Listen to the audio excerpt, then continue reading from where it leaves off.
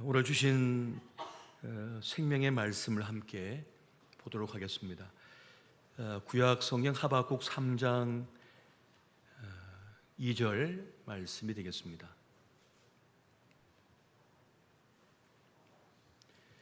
우리 하박국 3장 2절 한 절의 말씀을 다 함께 합독하도록 하겠습니다. 자, 시작. 여호와여, 내가 주께 대한 소문을 듣고 놀랐나이다. 여호와여, 주는 주의 일을 이 수년 내에 부응하게 하옵소서. 이 수년 내에 나타내시옵소서. 진노 중에라도 궁유를 잊지 마옵소서. 아멘. 오늘 1년에 딱 한 번 있는 8월 15일 우리 전교인 여름 부흥의 이 자리에 너무나 소중하고 귀한 강사 목사님을 모셨습니다. 현재 서울에 있는 한국중앙교회 담임 목사님이시며 또 백석대학교의 신학대학원 원장으로 또 사역하고 계시는 임석순 목사님이십니다. 개인적으로는 제가 무척 존경하고 사랑하는 선배 목사님이시고 저를 교육전사로 임명시켜 주신 당신 교육 목사님이셨는데요, 목사님이십니다. 이후로도 제가 중요한 일이 있을 때 상담도 하기도 하고 여쭤보기도 하고 또 제 목회 멘토가 되시는 귀한 목사님이신데요, 지금 현재 교회 한국중앙교회가 특별 새벽 기도회 중이시라고 합니다. 그리고 다음 주에는 유학생들을 위한 코스타 그 집회가 유럽의 독일에서 있으신데 또 출국을 하셔야 돼서 사실 시간이 거의 없으신데 제가 부탁을 드렸더니 흔쾌히 허락해 주셨고 오늘 이 자리에 오셔서 귀한 말씀을 전해 주시게 되었습니다. 오늘 본문의 말씀을 가지고 지금 이 부흥의 때라는 그런 제목의 말씀을 가지고 큰 은혜를 우리에게 주시겠습니다. 귀한 사자 목사님 나오실 때 우리 큰 박수로 모시겠습니다.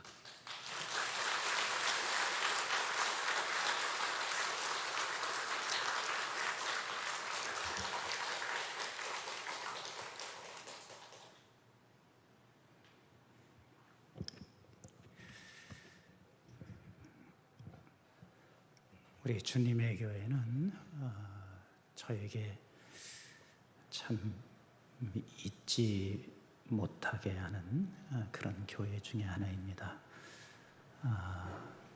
우리 주석택 목사님은 제 선배 되시는데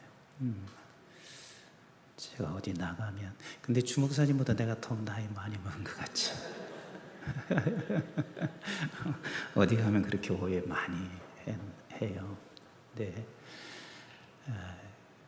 우리 주 목사님은 교단뿐만 아니라 교계 어느 곳에 가도 존경을 받고 또 저도 많이 존경하는 주 목사님이시기 때문에 주 목사님이 섬겨왔던 교회 제가 생각이 안 날 수가 없고요. 우리 또 최 목사님은 많은 후배들 중에서 제가 많이 아끼고 사랑하는 또 우리 최 목사님이십니다. 한 분은 존경하는 선배님이시고 한 분은 제가 많이 아끼는 후배이시다 보니까 사실은 저희들 특별 새벽기도 기간이어서 이 교회 아니면 제가 올 수가 없어요. 근데 두 분 정말 뵙고 싶고 또 여러분들 만날 수 있어서 너무 행복한 마음으로 오늘 오게 됐습니다. 사실은 이제 하박국 3장 2절을 선택할 때는 제가 하박국 전체를 소개하고 싶어서 2절을 선택했는데 제가 내일 새벽도 있고 서울 올라가야 되니까 적당히 하다가 갈게요. 근데 여러분들이 아멘도 좀 잘해주시고 끄떡끄떡 해주시면 제가 조금 더 할 것이고 지루해 하시면 전 10분도 끝낼 수가 있으니까 그렇게 하시면 되겠습니다. 기도는 여러분들이 다 하셨으니까 말씀 함께 나누도록 하겠습니다. 만약에 제가 이건 아주 굉장히 시리어스하게 질문 던집니다. 만약에 여러분들의 가정에서 소중한 물건을 잃어버렸다. 일단 그렇게 가정해 보세요. 그러면 여러분들의 가정에서 소중한 물건이 무엇인가도 생각 한번 해보세요. 돈이면 돈이고 보석이면 보석이고 소중한 물건을 잃어버렸다. 그러면 여러분들 어떻게 하시겠어요? 예, 제가 대답할게요. 왜냐하면 저하고 똑같은 심정일 거니까. 저 같으면 이렇게 소리 질렀을 것 같습니다. 만약에 내가 가지고 있었던 돈을 잃어버렸으면 돈 어디 갔나? 이 돈 어디 갔나? 내가 크게 외치고 식구들을 다 모았어. 돈 여기라 놨는데 돈이 어떻게 흘러갔는지, 어떻게 잃어버렸는지 틀림없이 저는 온 식구들을 모여놓고 이야기할 거예요. 그리고 거기서 찾지 못하면 틀림없이 경찰서로 가서 제가 신고할까요? 안 할까요? 그 정도는 대답해 주세요. 신고할까요? 안 할까요? 틀림없이 신고합니다. 그리고 찾을 때까지 절대로 포기하지 않을 것 같습니다. 제가 한번 크게 하나님 앞에 용서해 주세요, 잘못했어요, 그런 적이 있었습니다. 저희 이제 아들이 유학하고 있었을 때 얘가 아마 첼로를 이렇게 조금 전공이 아닌데 이제 공부하다가 힘들으니까 첼로를 좀 배운 것 같아요. 그래서 외국에서 가르칠 수 있는 첼로 자격증까지 얻었어요. 그게 저한테 아빠 첼로 좀 하나 사주시면 좋겠어요. 그래. 그래서 나는 잘 모르기도 하고 목사니까 그러면 한 50만 원이면 되겠나? 네, 그랬어요. 그랬더니 이 녀석이 하는 얘기가 50만 원짜리도 있어요. 그래. 그래서 제가 한국에 왔을 때 실제 50만 원짜리를 첼로를 사줬어요. 근데 안 가져가더라고요. 그래서 아니 그래도 아빠가 사줬는데 왜 안 가져가나? 근데 나중에 보니까 얘가 그 유럽의 과이어에 들어갔는데 거기서 그 50만 원짜리 갖고는 첼로를 할 수가 없는 거예요. 그러니까 그 어떤 교수가 3대째 내려오는 첼로인데 그 집에 자기네 그 3대째 내려온 첼로라 그러면서 빌려준 거예요. 그래서 그 이야기를 저한테 연락을 하더라고요. 그래서 조심해서 쓰고 반드시 잘 돌려드려라 그랬어요. 그리고 잠깐 한국에 왔다가 가는 사이에 도둑이 들어와서 유학생이 뭐가 가져갈 게 있겠어요. 첼로를 보니까 첼로를 가져간 거예요. 근데 아빠 첼로 잃어버렸습니다. 큰일 났습니다. 이건 갑으로 내려온 첼로이기 때문에 이걸 어떻게 살 수도 없는데 저도 머리가 하얘져요. 그거 돈으로 계산하면 얼마 되냐? 아빠 돈으로 계산할 수가 없어요. 새로 산다고 해도 최소한도 얘가 그때 아마 2년도 3년도쯤 됐었을 거예요. 5천만 원 정도는 넣기 줘야 되는데 그 5천만 원이라고 해도 그것을 살 수는 없잖아요. 큰일 났습니다. 목회고 뭐고 아무것도 보이지 않아요. 이걸 어떻게 해서 찾아주지? 그래서 제가 아는 방법 그리고 내가 어떤 루트를 통해서 이 첼로를 찾기 위해서요. 거의 그 유럽 그 나라의 전국을 수배할 수 있도록까지도 했어요. 근데 결국은 못 찾았어요. 다행히 그 교수께서 그냥 없던 걸로 하시자. 그렇게 해서 끝은 났는데 제가 나중에 하나님 앞에서 크게 깨우침을 주셨습니다. 하나님이 저에게 이렇게 말씀하시는 것 같았습니다. 야, 첼로 잃어버렸을 때 보니까 너 정신 다 나갔더라. 정신 다 빠졌더라. 혼이 나간 것 같더라. 그런데 그 첼로라는 물건 하나 잃어버리고 그렇게 혼이 나간 정도로 됐는데 내 마음 잃어버린 거 너 그렇게 혼이 나갈 만큼 찾겠나? 그 마음이 무슨 마음이냐면 하나님을 사랑해서 네가 그토록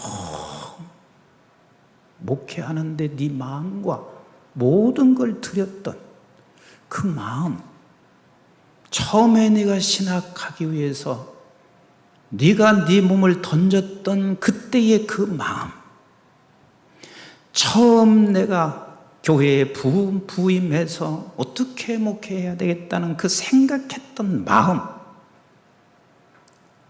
네가 그런 마음을 잃고 정신 잃을 만큼 찾아본 적이 있냐? 찾아본 적이 있냐? 그때 너무 하나님 앞에 부끄러웠습니다. 죄스러웠습니다. 내가 첼로 하나 때문에는 정신이 나간 사람처럼 그렇게 찾고 어떻게 하든 아는 사람 루트를 통해서 그 나라 전체를 수배할 정도로 그렇게 모든 노력을 다 쏟는 나. 그런데 하나님을 사랑하여 섬기는 그 마음을 빼앗기고 잃어버리는 것에 대해서는 너무 많이 무감각해진 거예요. 너무 무감각해진 거예요. 왜 제가 이런 말씀을 오늘 드릴 수밖에 없냐면 우리 교인들한테도 내가 그 말씀을 드렸어요. 왜냐하면 코로나라고 하는 이 3년은 너무 많이 잃어버렸습니다. 우리 주님의 교회는 다를 수 있을지 모르지만 제가 보니까 서울에 있는 대다수의 교회가 우리 교회를 포함하여 대다수의 교회가 3년이라는 이 시간이 너무 많은 것을 잃게 만들었습니다. 제가 어저께 금요일은 우리 기도원에 올라갔습니다. 올라간 이유는 여름 행사가 쭉 있었기 때문에 그 행사를 치르기 위해서 수고한 기도원 식구들 위로해주고 점심 식사라도 대접하고 내려와야 되겠다 하고 올라갔어요.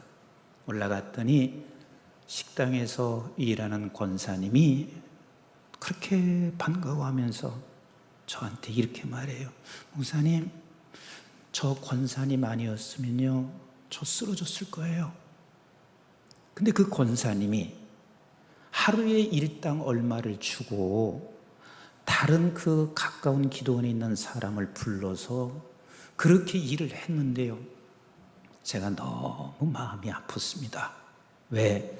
3년 전에는 저희 교회에서 쭉 돌면서 올라가서 여름이면 섬겼어요. 그래 봐도 5년이나 10년에 한 번꼴 돌아올 정도가 될 거예요.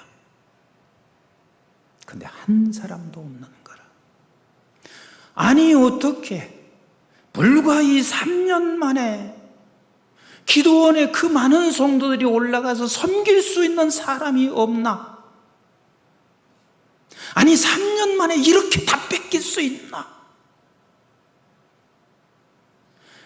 그 하나 섬길 수 없다는 이야기는 내 안에 지금 마음이 뺏긴 건데 그 마음이 하나님을 사랑하는 그 마음이 뺏긴 거야. 마음이 뺏긴 거예요. 그러면 우리는 이렇게 생각할 수 있습니다. 뭐 그까지 마음 뺏긴 거 뭐가 그렇게 중요한가? 아니요.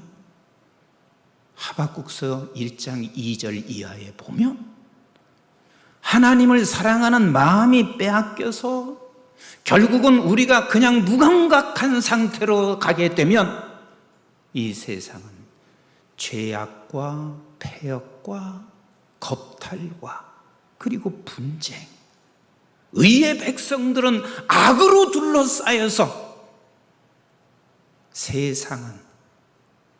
세상이 다 지배하는 그 세상이 금방 오게 되어져 있습니다.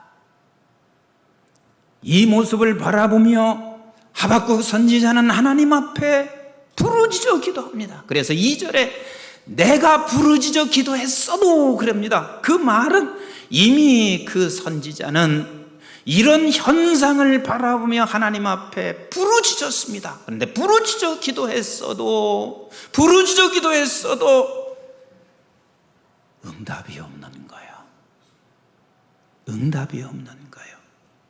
그런데 놀라운 사실을 기억하셔야 돼요. 그때도 하박국 선지자는 기도를 포기하지 않습니다. 기도를 포기하지 않습니다. 내가 부르짖었어도 응답이 없는데도 여전히 포기하지 않습니다. 다시 말하면 내가 부르짖었어도 응답이 없어서 우리는 포기한 게 아니라 하박국 선지자는 부르짖어 기도했는데도 응답이 없는 이유가 뭐예요? 왜 하나님 응답이 없어요? 이것은 기도요 기도가 아니에요? 기도요 기도가 아니에요? 기도인 거예요. 여전히 하나님 앞에 나가서 기도하고 있단 말이에요. 기도하고 있습니다. 오늘날 많은 사람들이 중요한 것을 내 마음을 빼앗기고 있으면서도 내가 통탄하고 부르짖지 못하는 것이 더 아픔이요 그게 슬픔이 아닐 수가 없어요. 조금 죄송한 표현이지만 저는 유럽에서 7년을 있었습니다. 벌써 거의 40여 년이 가까이 될 때 83년도에 갔으니까요. 오래 지났습니다. 가서 보니까 서구 교회가 텅텅 비어 있는데요. 6개월을 내가 유학하면서 예배할 곳을 찾았습니다. 못 찾았어요. 이 교회 가보면 대여섯 명 앉아있고 저 교회 가보면 그저 대여섯 명 앉아있고 매 주일마다 내가 섬길 교회를 찾았지만 섬길 수가 없었습니다. 예배할 수가 없었습니다. 그때 저는 얼마나 낙심했는지 몰라요. 그때 우리 하나님께서 저에게 이렇게 말씀하셨습니다. 내가 너무 낙심하고 있으니까 야, 이런 상황 가운데도 생명 있고 살아있는 교회가 있다. 그리고 네가 이런 상황에도 내가 살아있는 자가 되라. 그때 왜 제가 절망했냐면 역사를 내가 어떻게 역류할 수 있나? 틀림없이 내가 한국에 돌아가서 한참 목회할 그쯤 되었을 때는 한국 교회가 이런 상황이 직면할 것이라는 생각을 하니까 더 이상 목회에 대한 희망이 없더라고. 포기가 되더라고. 근데 우리 하나님이 나에게 여기도 살아있는 교회가 있어. 근데 그때 마침 기숙사에 제가 독일에 있었는데요. 영국 사람이 하나 와서 기숙사에 같이 있었어요. 영국의 이야기를 하다 보니까 나는 그때 처음 들었어요. 우리 교회, 내가 다녔던 교회는 지금 출석이 2,000명이래.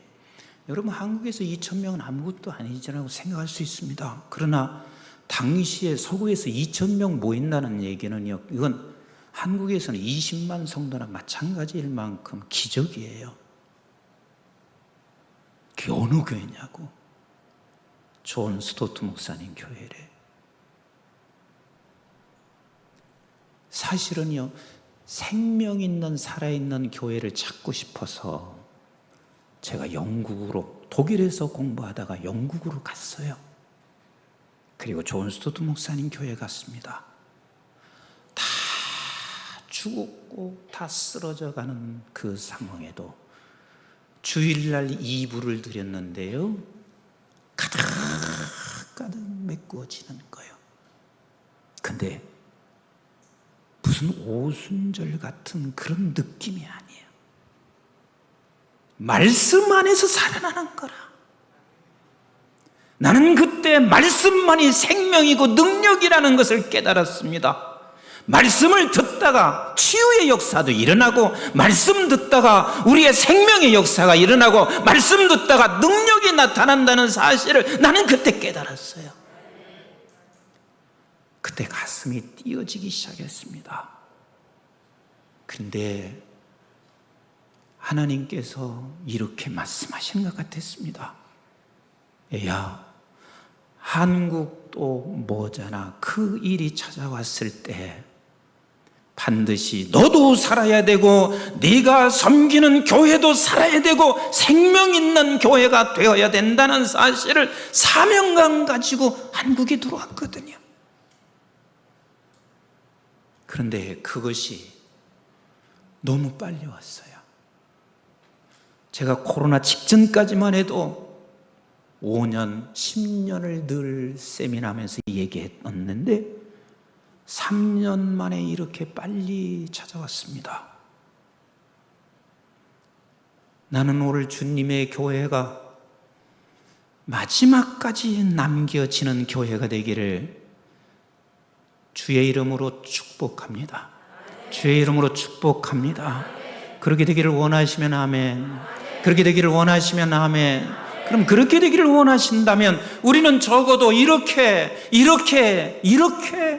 하나님, 이 세상에 그렇게 중요한 것을 잃는 것에 대해서는 내가 그렇게 가슴 치며, 그리고 무슨 수단과 방법을 통해서라도 그것을 찾으려고 하고 있는데, 하나님이 내게 주신 하나님에 대한 사랑의 마음을 잃어버리는 것에 대하여 내가 끝까지 부르짖는 내가 되게 하여 주세요. 이거 부르짖어야 돼요. 이거 부르짖어야 돼요. 근데 하나님께서는 그렇게 부르짖게 되면 반드시 찾아와 만나 주십니다. 찾아와 만나 주십니다. 나를 찾는 자에게 내가 너에게 만나 주신다고 예레미야서 29장 11절로 13절은 말씀하시고 있고, 예레미야서 33장 1절부터 3절 수없이 성경은 우리에게 말씀해 주시고 있습니다. 하나님 앞에 우리가 하나님을 사랑하는 마음은 어떤 경우도 빼앗기지 않게 하옵소서. 빼앗기지 않게 하소서. 여러분, 목사도 마찬가지고 장로님들도 마찬가지예요. 순식간에 우리는 빼앗깁니다. 순식간에 잃어버립니다. 그런데 그렇게 잃어버리는 순간 다시 회복한다는 것은 결코 쉽지 않습니다. 이미 묻어져 있기 때문에 그렇습니다. 하박국이 그렇게 하나님 앞에 부르짖어 끝까지 포기하지 않고 기도하니까 하나님이 이렇게 말씀하시고 계세요. 야, 지금 너희 나라가 이 지경에 지금 왔다. 그 이 지경이 뭐냐면 5절 이하로 이렇게 말하고 있습니다. 큰 신 바벨론을 일으켜, 그 당시만 해도 아수르가 남왕국, 북왕국을 거의 지배하고 있었을 때였습니다. 그런데 신 바벨론을 일으키는데 그는 무지하게 두려워 떨만한 존재다. 그리고 저들이 어떠냐면, 지금 저들은 굶주린 사자와 같이 너희들을 반드시 먹게 될 것이고, 굶주린 사자처럼 너희들에게 달려들 것이다. 그리고 그것은 매우 속히 너희들에게 지금 찾아오고 있다 라고 11절까지 말씀을 전개하시고 계십니다. 제가 오늘 우리 주님의 교회 식구들에게 조금 어떻게 보면 여러분들에게 그냥 위로만 주고 갈 수 있는데 그게 지금 중요한 게 아니에요. 지금 이 세상의 신 바벨론이요, 너무 두렵게 우리에게 지금 다가오고 있어요. 머지않아 한국교회 문을 닫습니다. 저희 교회가 60주년을 맞이해서 교회 규모가 크다 보니까 비 좀 조금 새고 이곳저곳 수리, 리모델링이 아니라 수리하는 데만 약 20억이 들어갔어요. 수리하는 데만. 제가 무슨 생각한 줄 아세요? 하나님, 20억이 작은 돈 아닙니다. 성도 하나하나 생각해 보면 다 어렵게 살아가는 성도들이 낸 헌금들인데 작은 돈 아닙니다. 근데 20억 수리해 놨는데 내 영의 눈에서는 한국교회가 신바벨론이 점령하듯이 너무 우리 코앞에 와 있는 거예요. 바로 우리 앞에 와 있는 거예요. 만약에 이 싸움에서 이기지 못한다면 20억을 들여서 수리한들 무엇하나.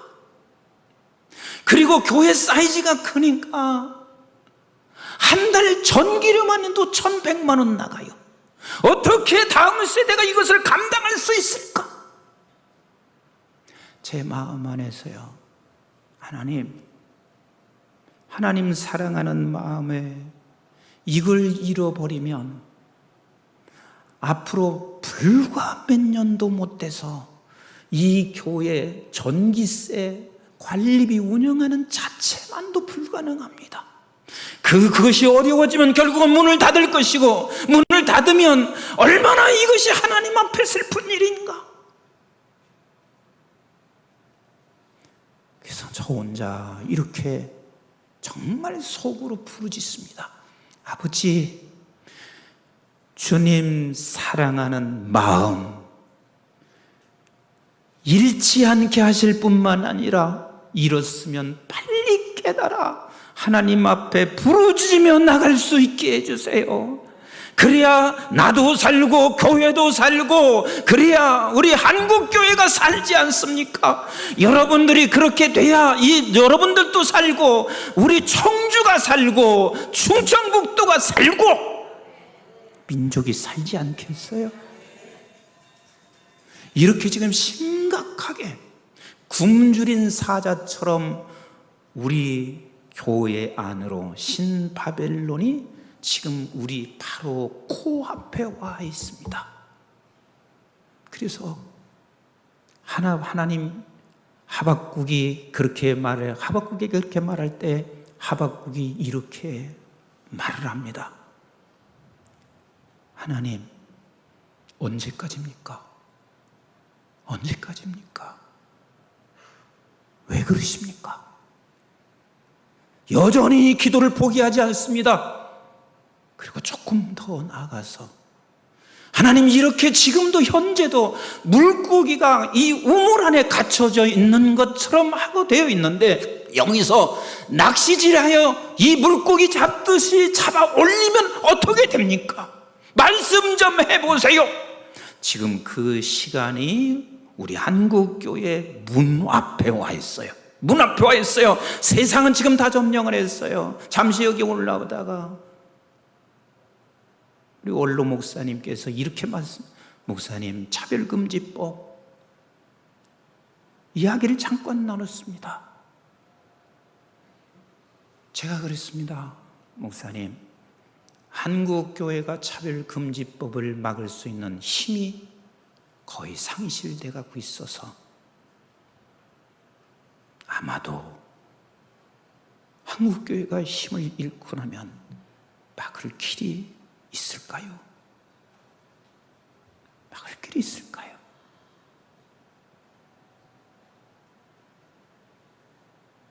그러면서 하박국이 나는 성루 꼭대기에 올라가서 왜 이러십니까? 하나님께 묻소. 하나님이 대답하지 아니하면 이 망루에서 내가 내려오지 않겠어요 하고 하박국이 하나님께 말을 했더니 하나님이 이렇게 말씀하시고 있습니다. 교만하여 너희들을 전멸시키고 있는 것은, 원어적으로 보면 이렇게 표현한 거예요. 영혼 없는 애들이야. 영혼 없는 애들이야.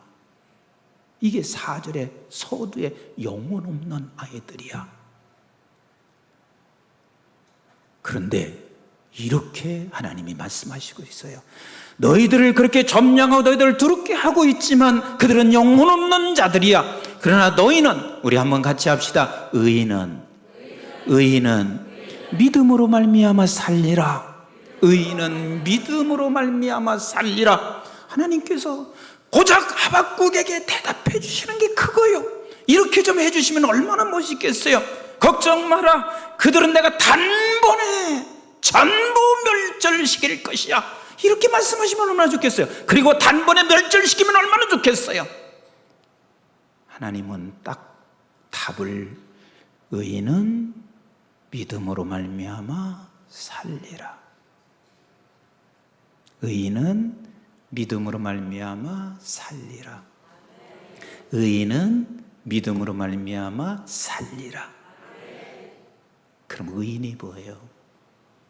의인이 뭐예요? 하나님을 사랑하는 마음을 회복하는 것은 첫째는 부르짖는 거예요. 잃어버리면 우리는 반드시 부르짖어 끝까지 포기하지 않고 이것만큼은 포기해서는 안 되는 거예요. 아멘이신가요? 여러분, 다 잃어버려도 하나님 사랑하는 마음, 그래야 예배도 섬길 수 있고 교회를 우리 봉사하며 섬길 수 있고 그렇거든요. 제가 지난달에요, 인천의 모 교회를 가게 됐어요. 근데 갔는데 아직도 그런 교회가 있어요. 우리 주님의 교회도 그럴 거라고 내가 믿는데요. 여기 지금 오신 부목사님도 같이 갔어요. 양쪽에 10분이 쭉 서서 맞이하시더라고. 나는 당연히 교육자인 줄 알았어요. 그런데 교육자가 아니에요. 한 달 전이에요. 교육자가 아니라 그 교회 평신도인데 그 시간에 나와서 한 10분 정도가 깔끔하게 옷을 차려입고 맞이하는 거예요. 아무개 권사예요. 누구 권사예요? 근데 그 수양관에 참 수양관이 예쁘게 단장이 되어 있어요. 아니, 코로나 때 어떻게 이렇게 예쁘게 만들었어요? 그랬더니, 목사님, 저희 교회가 한 3,000명쯤 되잖아요. 돈 얼마 안 들어갔대. 그래서 어떻게 그랬어요? 그러니까 다 재능 기부를 했대요. 다 재능 기부를 했대.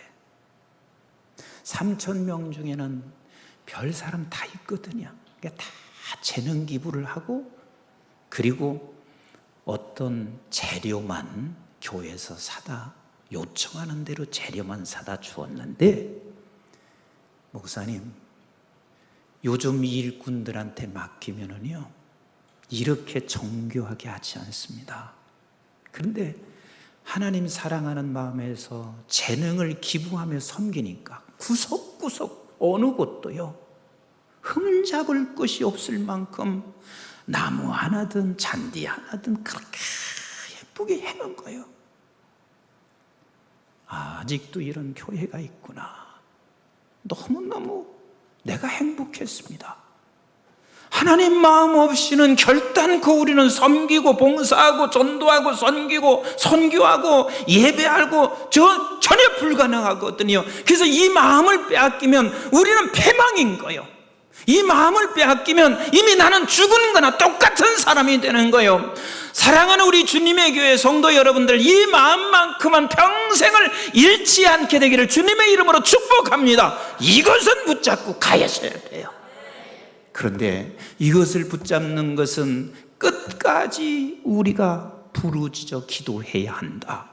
이것 놓치는 것은 그 어떤 것과 비교할 수 없는 가장 중요한 것을 놓치는 것이다. 그리고 두 번째는요, 의인은 믿음으로 사는 거예요. 그럼 의인이 뭐냐? 의인이 뭐냐? 의인은요, 굉장한 거예요. 그냥 우리가 쉽게 죄로부터 구원받은 거 틀린 말 아니죠. 그런데 저는 에베소 2장 4절을 읽다가 가슴을 치며 더 이상 읽을 수 없는 상황에 들어갔었습니다. 에베소 2장 4절이 무슨 말씀일까요? 아주 센스 있으면 영상에 딱 띄울 수 있는데 아니 안 띄워도 좋아요. 영상에 저기 방송실이 있는 것만도 얼마나 감사한지 모르는데, 긍휼이 풍성하신 하나님이 그 큰 사랑을 인하여 그랬습니다. 따라서 합시다. 긍휼이 풍성하신 하나님의 그 큰 사랑, 그 큰 사랑. 저도 내 의지와 상관없이 어머니 뱃속에서부터 교회 다녔어요. 제가 그거 안 읽었겠어요. 근데 어느 날 여기서 읽다가 멈췄어요. 왠 줄 아세요? 여러분들의 담임 목사님이 여러분들을 사랑한 거, 내가 손을 한번 잡아준 것만도 여러분들이 기분이 좋아요, 안 좋아요? 이상하시네. 기분이 좋아요, 안 좋아요? 손 한번 잡아줘도 그게 기분이 좋고, 전화 한번 해주면 여러분들이 힘이 나는데, 하나님께서 긍휼이 풍성하신 하나님이 그 큰 사랑이라고 말씀하실 때 이게 얼마나 큰 사랑일까? 이게 얼마나 큰 사랑일까? 한 번은 내가 그런 생각해 본 적이 없어요. 근데 내가 이 말씀을 하시고 있는 그 큰 사랑을 나는 지금 얼마나 알고 있나, 얼마나 깨닫고 있나, 그런 생각했습니다. 왜? 제가 목사가 돼서도 나는 생각이, 나에게 병 고쳐주신 거, 그리고 유학할 때 하나님이 도와주신 거, 그리고 하나님께서 지금도 좀 편안하게 해주시는 거, 이 정도, 이 차원에서 하나님의 사랑을 느끼고 있는 내 자신을 발견하고 도대체 그 큰 사랑이 무엇인지, 여러분들에게 부끄러운 일이지만 목사가 돼서야 이 말씀 앞에 제가 질문을 던졌습니다. 도대체 그 큰 사랑, 내가 정말 알고 있나? 그 큰 사랑을 정말 알고 있나? 내가 그 큰 사랑을 알고 있다면 내가 이 정도밖에 되지 못할까? 근데 그 큰 사랑이 뭔가?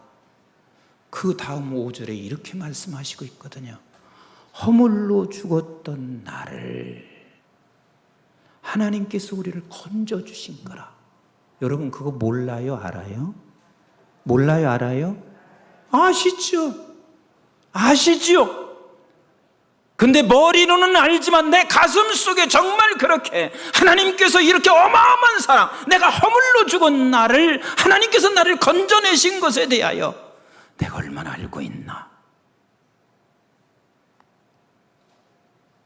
그리고 말씀하시고 계십니다.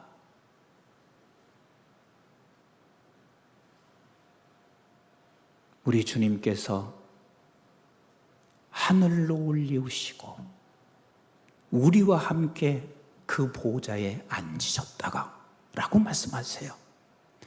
그때 저는 제 머리를 크게 때리기 시작했습니다. 6절 말씀은 과거 시제로 쓰여져 있거든요.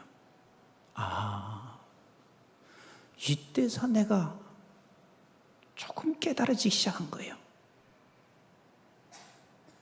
나의 생명이 하늘로부터 왔구나. 하늘로부터 왔구나. 내 생명이 예수의 생명이고 하나님의 생명이라는 것은 나는 거기로부터 온 자라는 사실을 그때야, 그래서 내가 그때부터 외치기 시작한 게 뭐냐면, 나는 천국의 사람이야. 천국의 사람이야. 제가 어디 가면 많이 말씀 나누는 건데요, 데살로니가라고 하는, 그리스에서 북부 쪽으로 올라가면 데살로니가가 있어요. 거기에서 동구라파 선교사 목사님 대회를 하는데 제가 가게 됐었습니다. 그리고 끝을 내고 그리고 나서 사도 바울이 선교했던 데를 한번 같이 돌자. 몇 임원들이 그러세요. 그래서 저는 이미 갔던 곳이기 때문에 별로 갈 마음은 없었는데 하도 요청하셔서 그렇게 한번 가자고 하고 저는 좋은 승용차에 태워서 2시간 가다가 도저히 자신이 없었어요. 그런데 지금은 길도 잘 나 있고 절대 짐승의 위협도 없단 말이에요. 근데 사도 바울은 어떻게 그게 가능했을까? 사람의 위험, 짐승의 위험, 길도 나 있지 않는 그곳에 어떻게 그게 가능했을까? 근데 내가 깨달은 사실 하나가 있습니다. 그와 나의 차이가 있습니다. 여러분들에게 물어볼게요. 바울이 키가 컸겠어요? 임 목사가 키가 컸겠어요? 에? 틀림없이 내가 키가 커요. 바울이 똑똑했겠어요? 임 목사가 더 똑똑했겠어요? 에? 에? 그런 소리 하지 마세요. 제가 우리 자녀들에게 말했습니다. 너희들은 아인슈타인보다 훨씬 똑똑해. 왜냐하면 상대성 이론 다 알잖아. 그 시간이 지난 것만큼 너희들은 더 많이 알고 있잖아. 지적인 부분도 사도 바울보다 꼭 뒤졌다고 생각하지는 않아요. 왜? 2000년이라는 시간이 나에게 있습니다. 그런데 다른 게 하나 있습니다. 제가 바울을 통해서 기록한 성경은 사도 바울은 모두가 다 하늘로부터 와서 이 땅에 잠시 살다가 그 나라로 간다는 것, 이게 철저하게 그 사상이 완전히 사도 바울에게는 확실했습니다. 그래서 히브리서 11장 보세요. 믿음을 따라 다 죽은 사람은 이 세상이 뭐예요?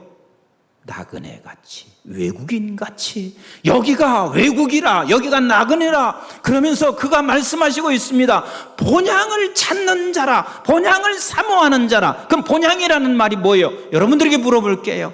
여기서 그냥 살다가 가는 곳이 본향이다? 이게 1번이에요 2번은 거기로부터 와서 여기서 살다가 가는 곳, 이것이 본향이다. 2번이 맞아요? 1번이 맞아요? 그렇어요. 그게 본향인 거예요. 내가 거기로부터 와서. 왜? 우리는 하나님의 생명이에요. 아멘이신가요? 그래서 우리가 영원한 거요. 우리 아버지의 생명이 내 속에 있는 거요. 그래서 사도 바울이 빌립보서 3장 20절에 그러나 나의 시민권은 어디가 있다? 어디가 있다? 거기서 왔으니까 그 시민권이 거기 있는 거란 말이에요. 아멘이신가요? 바울과 나의 차이는 여기에 있었구나. 여기에 있었구나. 그는 잠시 동안 이 세상에 있다 가는다는 사실을 알고 있었습니다. 바로 그 사람이 의인인 거예요. 바로 그 사람이 의인인 거예요. 우리 한번 따라서 합시다. 나는 하늘로부터 온 자, 하늘로부터 온 자. 이렇게밖에 안 되세요? 우리 좌우에 계신 분에게 당신은 하늘로부터 왔습니다 하고 인사 한번 해보세요. 제발 빈말로 하지 마시고 참말로 하시라고요. 다시 한번 하겠습니다. 당신은 하늘로부터 왔습니다. 아니, 내가 목사가 돼서 이 부분을 그때야 깨달았어요. 그리고 난 후에 모양실 앞에 내가 뭐라고 쓴 줄 아세요? 천국의 사람으로. 그게 의인이에요. 우리의 본향은 거기에 있고 그리고 반드시 그 본향으로 우리는 돌아가는 거. 아멘이신가요? 아멘이신가요? 그게 의인이요. 그래서 곧장 기도하다가 하나님이 제 마음속에, 그래, 이 땅에 잠시 있다가 저 천국에 가니까 가, 불, 돌, 사상으로 살자. 따라서 한번 해보실래요? 가, 불, 돌, 사, 상. 가는 가볍게 살자. 여러분, 돈 벌지 말라는 얘기 아니에요. 수백억을 내가 가지고 있어도 그걸 가볍게 내려놓을 수 있는 사람이 가볍게 사는 사람이에요. 하나님이 수백억을 주고 나에게 땅을 주고 아파트를 주니까 이것을 무겁게 절대로 내려놓을 수 없도록 살아가는 사람이면 의인의 삶은 아니에요. 가볍게 살자. 가볍게 살자. 언제든 아버지가 내 지식 필요하면, 아버지가 내게 필요하면 가볍게 내려놓자. 가. 불. 따라서 합시다. 불편하게 살자. 나는 우리 주님의 교회가, 우리 최 목사님한테 내가 죄송하기는 한데, 나는 오면 되게 좋아요. 왜냐하면 교회에 가면 너무 편안하게 호화롭게 다 바꿔놨어요. 우리 최 목사님이 다시는 좀 우리 임 목사님 안 부를까 걱정되기도 하는데, 오셔서 좀 다 좀 리모델링 좀 하게 하시지. 근데 새롭게 아무리 바꿔도요, 불편해요, 안 불편해요? 빨리빨리 대답하세요. 나 시간 없어요. 불편해요, 안 불편해요? 여러분들이 아파트 지금 새롭게 들어가도요, 조금 있으면 불편하세요, 안 하세요? 불편하단 말이에요. 여전히 불편한 거예요. 불편한 거예요. 우리가 구해야 할 것은, 불편의 반대는 편안이거든. 편안이거든. 근데 이 편안은 세상에서 주는 거거든요. 우리가 구해야 할 것은 이 세상에 있는 동안 편안을 구하는 게 아니라 평안을 구해야 돼요. 아멘이신가요? 이건 세상이 줄 수 없는 거잖아요. 하나님 말씀을, 이건 세상이 줄 수 없는 것이고, 이건 주님만이, 하나님만이 우리에게 주시는 거 아니겠어요? 불편하게 살자. 불편하게 살자. 억지로 내가 편안해고자, 억지로 나 자신도 누구도 괴롭힐 필요가 없다. 불, 돌. 따라서 합시다. 돌아갈 고향을 생각하자. 돌아갈 고향을 늘 생각하자. 아멘이신가요? 그거 생각하면 얼마나 좋아요. 돌아갈 고향 있으니 얼마나 감사하냐고요. 돌아갈 고향 생각하자. 돌아갈 고향 생각하자. 그 다음에 갑을 돌보라고요? 사. 이 세상에 하나님이 잠시 하늘로부터 보내진 저와 여러분들은 사명 없이는 존재하지 않습니다. 아멘이신가요? 분명히 우리에게 사명이 있기 때문에 이 땅에 남겨져. 아이 목사님, 우리 어머니는 지금 치매로 인해서 요양원에 있어요. 아니면 우리 집에 있어요. 저희 어머니도 90인데요. 제가 이렇게 보면 어머니가 그러세요. 교회도 못 나가는 거 이렇게 살아서 뭐하나 그러세요. 근데 어머니 때문에요, 나 만들어 가시더라고.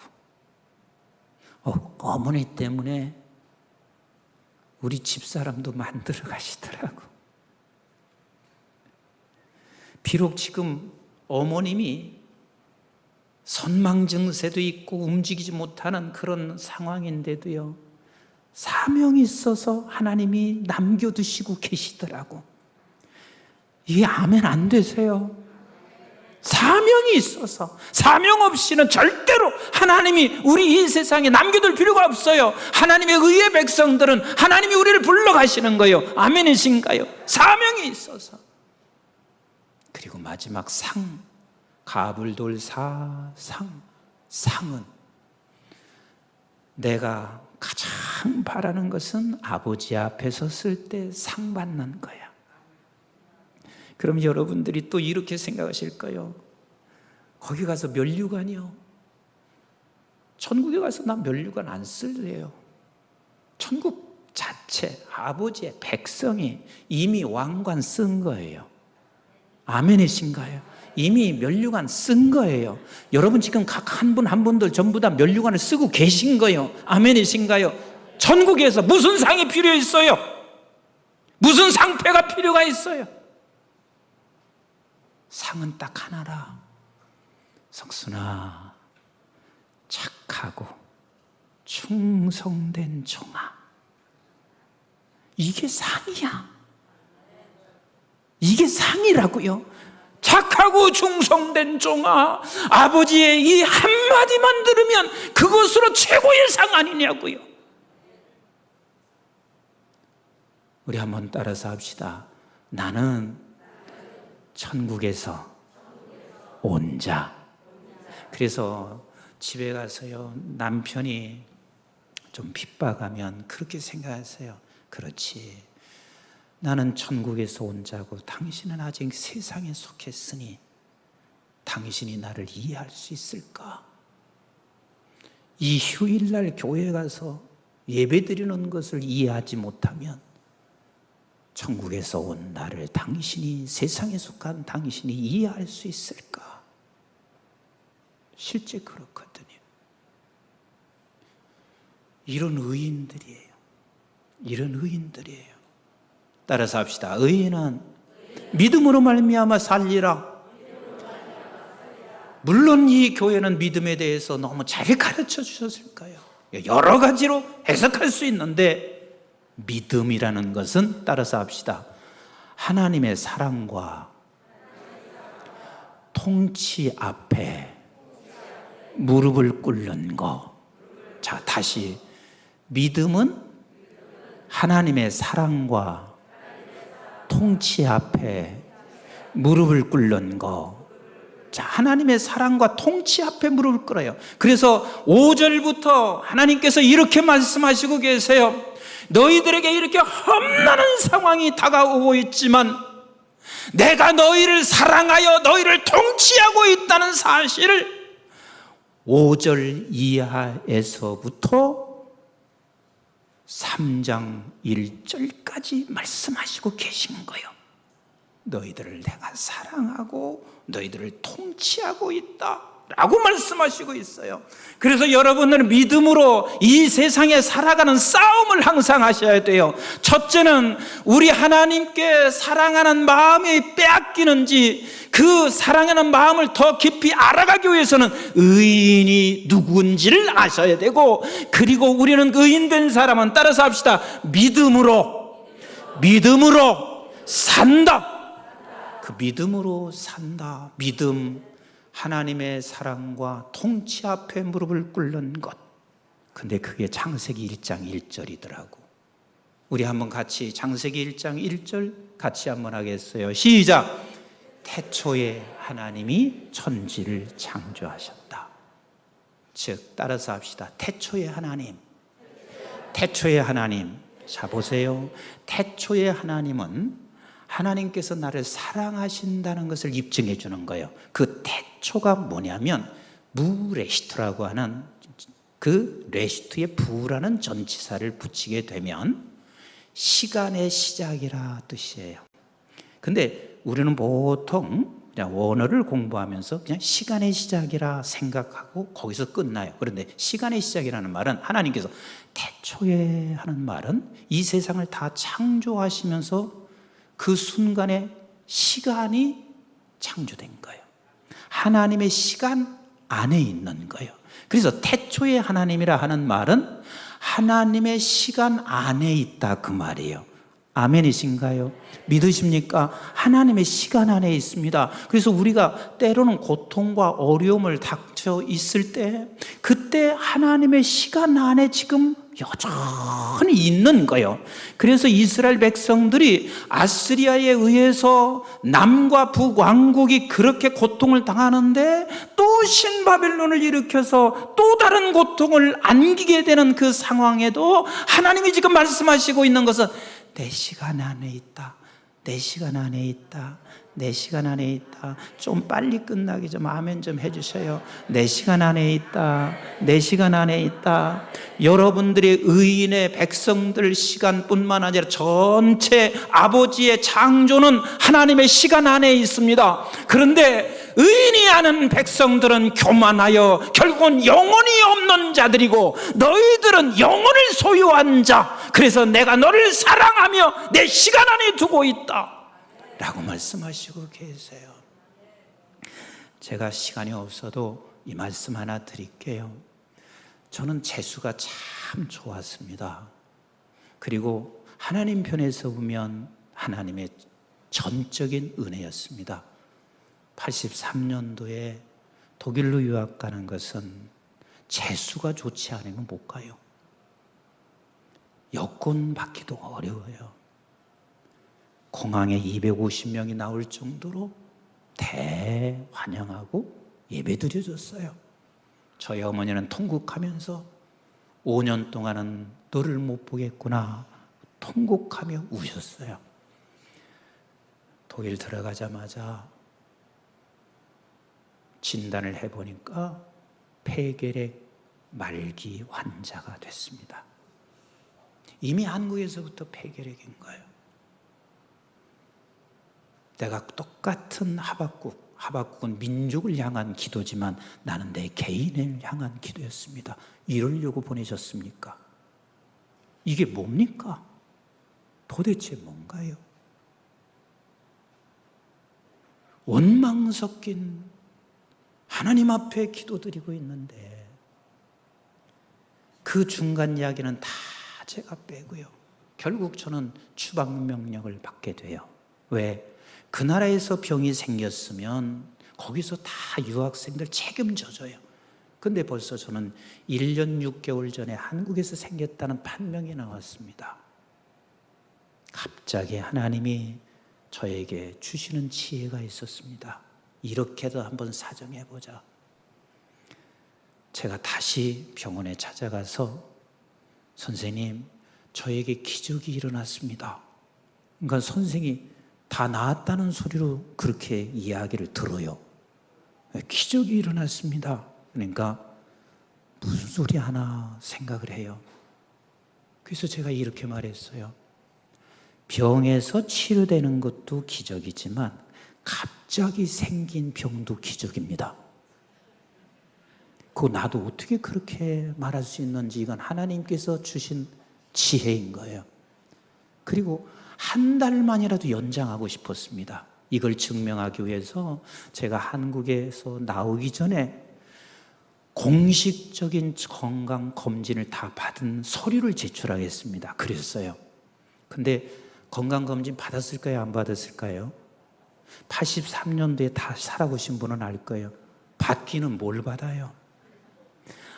적어도 지금이야 뭐 일주일이면 다 되지만 그 당시는 한 번 편지를 보내고 오면 한 달은 시간을 줄 것이다 생각을 했어요. 근데 이 말이 먹혀 들어갔는지 저한테 6개월 연장 사인을 해줬습니다. 그럼 연장을 6개월 받았다는 얘기는 너무 행복한 거예요. 왜? 거기서 다 치료해 주거든. 거기서 치료하거든요. 그 6개월 안에 저에게는 놀라운 기적들이 많이 일어났습니다. 질병만 치료할 뿐만 아니라 저의 양어머니가 생기게 됐고 그분이 독일에 체류하는 동안 저에게 많은 후원을 해주셨습니다. 그리고 그분이 나의 가족이 되어주셔서 그렇게 살아갈 수 있는 은혜가 있었는데 지나놓고 가만히 보니까 아버지 시간 안에 다 있구나. 아버지 시간 안에 있구나. 따라서 합시다. 태초의 하나님, 태초의 하나님, 우리 하나님이 그 시간 속에 우리를 두시고 이끌어 가시는 우리 하나님이세요. 아멘이신가요? 아멘이신가요? 이 믿음의 싸움을 날마다 하는 거예요. 세상은 이 믿음에서 자꾸만 우리를 도태시키는 건데 이 믿음의 싸움을 늘 하는 거예요. 의인은 믿음으로 말미암아 살리라. 믿음으로 말미암아 살리라. 이 하나님의 시간 안에 여러분들이 있어요. 아멘이신가요? 두 번째는 태초의 하나님, 천지의 하나님. 따라서 합시다. 천지의 하나님, 천지의 하나님. 천지라는 말은 좀 죄송한 이야기지만 에르하샤마임 바에레트 하에네트라는 뜻인데요, 이 천지가 그냥 우리는 하늘과 땅 이렇게 생각해요. 그런데 이 천지라는 그 원어 자체가 모든 만물, 과거에서부터 마지막 시간까지 모든 천지가 아버지의 통치 속에 있어서 그 어떤 거 하나도 연결되지 아니한 것, 이게 에르하샤마임 바에레타에네트라 뜻이에요. 아버지가 통치하시고 계신 하나님이십니다. 아멘이신가요? 그 통치의 하나님이라. 사랑의 하나님, 통치 하나님. 그러면 여러분들에게 물어보겠습니다. 통치는 무엇으로 통치하시나요? 무엇으로 통치하세요? 말씀으로 통치하세요. 하나님의 말씀을 가지고 우리에게 말씀하시고, 그리고 그것을 우리는 순종하여 아버지 하나님의 나라를 하나하나 이루어가는 거예요. 통치의 하나님. 그리고 한번 따라서 합시다. 창조의 하나님. 창조의 하나님은 창조라, 창조하다라는 말은 빠라라는 동사를 씁니다. 빠라라는 동사는요, 전 지구촌과 그리고 처음 시작에서부터 마지막까지 빠라는 동사 앞에 주어를 쓰는데 딱 하나, 한 분일 때 쓰는 동사가 빠라라는 동사예요. 그래서 창조의 하나님 그러면 우리의 주인은 하나님밖에 없습니다. 우리의 왕은 하나님밖에 없습니다. 그래서 나는 의인은 믿음으로 산다. 이 믿음이라는 말은 하나님의 사랑과 통치 앞에 무릎을 꿇는 것인데, 여러분 바로 창세기 1장 1절의 말씀이라 하나님의 사랑의 시간 속에 거하고 있고 하나님의 통치 안에 거하고 있고, 우리는 그 왕이, 우리 주인이 말씀하시는 것 앞에 무릎을 꿇고 살아가는 이 싸움, 이게 믿음의 싸움이에요. 이게 믿음의 싸움이에요. 왜 제가 이 말씀을 여러분들에게 이렇게 할 수밖에 없냐면, 이 지금 몰려오고 있는 한국교회 의의 백성들을 세상이 다 엄습하고 그것을 다 가둬놓고 있는 이 상황 속에서 이 믿음의 싸움에서 승리하는 사람만 마지막까지 살아요. 마지막까지 살아요. 내가 존 스토트 목사님한테 배운 게 그거야.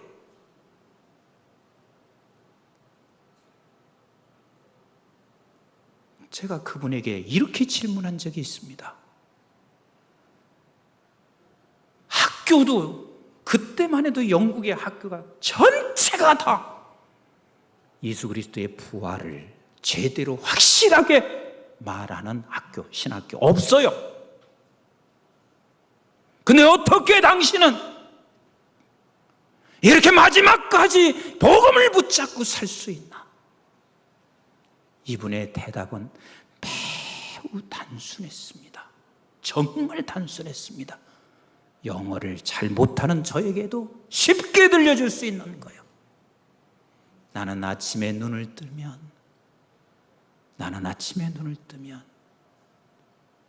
우리 하나님은 살아계십니다. 살아계신 하나님은 당신의 독생자를 주기까지 사랑하셨습니다. 그리고 반드시 주님은 오십니다. 저희 교회에서 설교 때 항상 하는 게 그분한테 배운 거야. 얼마나 심플해요. 대학자가, 대목회자가 아침에 눈을 뜨면 이 싸움을 하신 거예요. 우리 주님의 교회가 이 싸움을 반드시 해내서 마지막 주님 오시는 그날까지 생명 있고 능력 있는 사람들로, 성도로 교회로 남겨지기를 주님의 이름으로 축복합니다. 반드시 그렇게 될 것입니다. 의인은 믿음으로 말미암아 산다. 그리고 조금 전에 말씀드렸듯이 그 다음부터는 이렇게 하나님이 설명하시는 거예요. 얘야, 지금 내가 다 통치하는 중에 신바벨론을 일으켜서 너희들을 짓밟게 하고 있지만 그거 영혼 없는 것들이란다. 내가 다 지금 통치해 가고 있단다. 그게 하박국에게 믿어졌어요. 이제 상황은 하나도 바뀌어진 게 없어요. 변화된 게 하나도 없어요. 그런데 하박국이 3장 2절에 이렇게 말을 하고 있습니다. 주여 수년 내에 부흥케 하옵소서. 따라서 합시다. 수년 내에 부흥케 하소서. 여러분, 부흥케 하소서가요, 무슨 소리인 줄 아세요? 아버지의 말씀이 이루어 주세요. 근데 그 아버지의 말씀이 뭔 줄 아세요? 신바벨론을 일으켜서 이스라엘을 짓밟는 일이란 말이에요. 그 말을 쉽게 하고 있습니다. 이렇게 믿음으로 굳건히 세워지니까 이제는 신바벨론을 일으켜서 이 나라를 더 짓밟는다 할지라도 우리 하나님이 통치하시고 있다는 사실을 알기 때문에 수년 내에 부흥케 하소서, 이렇게 말을 하고 있는 거예요. 그리고 나서 하박국서 16장 이하로 보면 1장의 하박국과 3장의 하박국은 같을까요? 틀릴까요? 같을까요? 틀릴까요? 전혀 다릅니다. 아무것도 없어요. 무화과나무 열매 없어요. 그 어떤 것도 소출도 없어요. 그러나 아버지로 인하여, 예수로 인하여, 여호와로 인하여 내가 즐거워합니다. 아멘이신가요? 아멘이신가요? 이렇게 바뀌어졌습니다. 그러면서 내가 이제는 노래하면서 살아가요. 수금에 맞춰서 살아간다는 말은 하나님께서 말씀하시는 것에 맞춰서 내가 사슴처럼 뛰면서 살아간다는 거예요. 사랑하는 성도 여러분, 우리 이 싸움 하셔야 돼요. 이 말씀 여러분들에게 꼭 함께 나누고 싶어서 제가 오늘 왔어요. 왜? 이 교회는 내가 너무 존경하는 원로 목사님, 내가 너무 사랑하는 우리 후배 목사님이 있는 곳이기 때문에 마지막까지 남아야 돼요. 남아야 돼요. 아멘이신가요? 그래서 코로나로 인하여 3년간 잃어버린 것은, 우리가 이것저것 말을 많이 하죠. 예배도 잃어버렸어요. 뭐 봉사하는 거 잃어버렸어요. 다 얘기하죠. 그 부인이 여러분들 그런 얘기 많이 하잖아요. 남편에게 돈도 없고 건강도 잃고 뭐 별거 다 얘기하면 남편이 딱 한마디로 그렇게 한대잖아요. 돈 없다고 말해. 돈 없다고 말해. 근데 예배 잃고 기도 잃고 말씀 묵상하는 거 잃고 봉사 잃고 전도 잃고, 한마디로 말하면 하나님을 사랑하는 마음을 잃어버렸습니다. 하나님을 사랑하는 마음을 잃어버렸습니다. 하나님을 사랑하는 마음을 잃어버렸습니다. 이것은 잃어버려서 돼요, 안 돼요? 안 됩니다. 안 됩니다. 왜? 내 가정 망하는 것이고 한국교회 망하는 것이고 이 나라 패망케 하는 일입니다. 이것을 잃어버릴 때 부르짖어 기도하셔야 합니다. 아멘이신가요?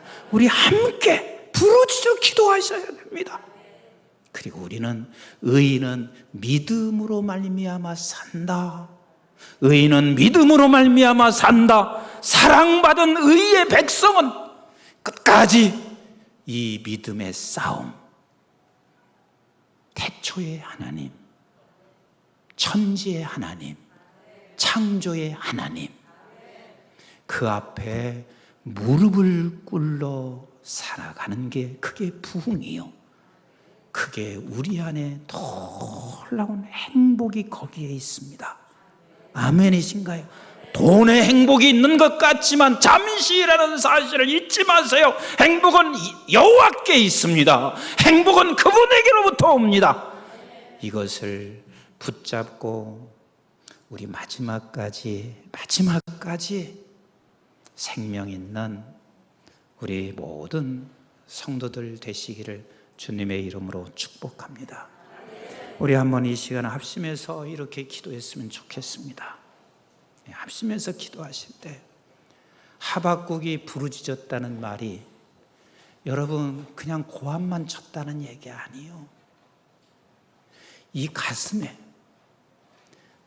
현상을 보니까 정말 잃어버린 게 너무 많은 거라. 지금 나는 한국교회가 그렇습니다. 아버지, 하나님을 사랑하는 마음 어쩌다 보니 3년 만에 다 뺏겨버렸어요. 아버지 하나님, 이것을 내가 잃어버릴 수가 없어요. 아버지 하나님의 사랑하는 마음을 나에게 다시 되찾게 하여 주세요. 그렇게 기도하시고 나는 의의 백성이니 믿음으로 살게 하여 주시옵소서. 그리고 부흥을 소원하게 하옵소서. 우리 한번 간절하게 합심해서 부르짖어 기도하십시다. 아버지 하나님 감사합니다. 주님께서